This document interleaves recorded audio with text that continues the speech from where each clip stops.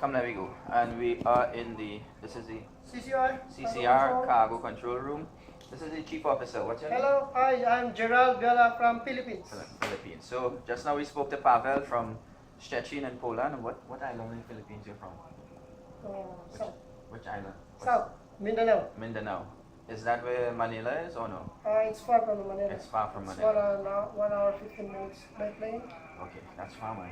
Manila is the capital of Philippines. Yes. So this is the CCR, and you are the safety officer on board, correct? Yes, sir. So he's in charge of safety, he's in charge of confined space entry, and we just spoke to the chief engineer about confined space entry in the engine room. Chief officer is also in charge of spaces on the deck. So on the deck we have tanks, we have ballast tanks. What sort of tanks we have? We have ballast and cargo tanks, we have copper domes, And that's what you have void spaces. void spaces around. Yeah. So all those are confined spaces where you could have lots of hazards, hazardous atmospheres, low oxygen contents and all that. And chief officer, he has all the instruments to test the atmospheres on those things. Can you show us those instruments? What do you Yes, sir. I have the gas meter here. It's multi-gas. It's the model is Riken KK. It will test 4 different gases. Yeah. You want me to switch it on? That's okay. 4 different gases. You have H2S, oxygen, carbon monoxide, and the LEN. So all these 4 gases can be detected by this one. Okay. And then, so that's the initial entry requirement. So he does those, he tests the atmosphere with that. And then afterwards, when they go into the space, everybody has a personal gas Personal detector. gas meter, yeah. Can you show us that one, please? We have the personal gas meter here. Also, call it Microclip XT.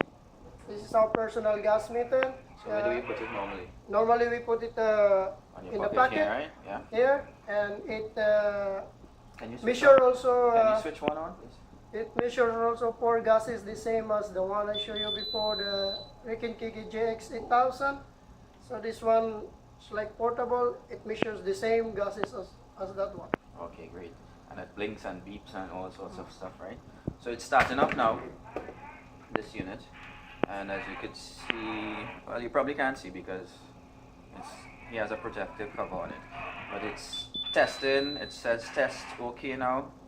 And it's going through some initial calibrations, basically. And it tells you when it's going to be next calibrated due, and now it's ready to go. So for me, I wear one of these as well when I go into the tanks. Yeah, it's very important. I do my own little test. Okay.